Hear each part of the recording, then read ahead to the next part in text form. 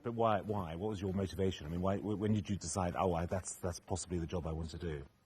I don't remember it sort of as any, biblical moment. I just remembering that's I didn't grow up in Africa. Obviously, we didn't see a lot of films and television or whatever. I do remember very vividly seeing The Man Who Would Be King. My dad showed it to us for my 9th birthday. It was the first moving image I'd ever seen. It blew my head away. And then came back to this country, and I remember I went to a boarding school that we used to go to school trips, and I remember seeing those plays and just thinking, yeah, that's what I want to do. It just made me think more than anything else. Do they do it at a school theatre, presumably? You did some acting at school as well, or not? Yes, at Queenswood, yeah. Yeah. I don't think anyone remembers my touchstone, quite frankly, yeah. But you've been dipping in and out of theatre, in other words. I mean, theatre school is where you started, and you went to trained at Drama Centre, didn't you? That's right. And was the theatre where you were going to do your career, was it? Yeah, I was always much more. I always was much more ambitious for theatre. I was always when we left college, and friends of mine at the time were really wanted to do film and television, and that's what they really wanted. I really wanted to do theatre. Yeah. That's where, I was most anxious to learn. Yeah. And how did you get your break in the theatre? How did that happen? How quickly did that happen after drama school? Richard Eyre, basically, he was producing at the big place.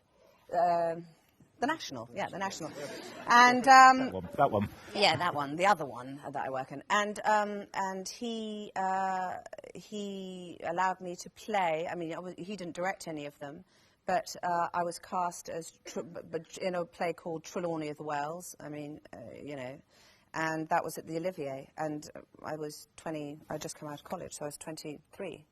Completely unknown. Yeah, I know, but I mean, that was. I mean, I don't know if that exists anymore. I don't think it exists anymore. That people really did allow 23-year-old complete unknowns that you were learning to just say, okay, there you go. There's a lead on a on a 1,200 seater.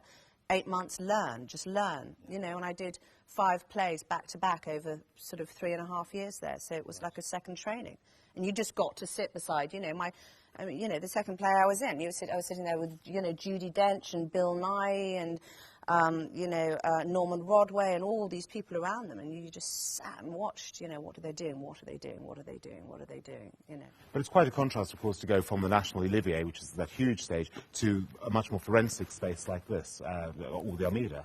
And this is even more. What do you prefer, the big stage or the small stage? Well, I think that the producers in both places will choose plays because of their space. Yeah. I mean, it would be a very different play that we'd be doing if we'd be rehearsing this now for the Littleton or something.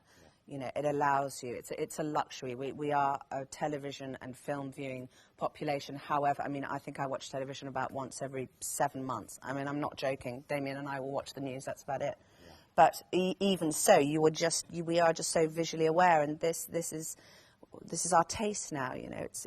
We're used to. We want that detail. We want that truthfulness from our performers. Sometimes this play lends itself to this space. So.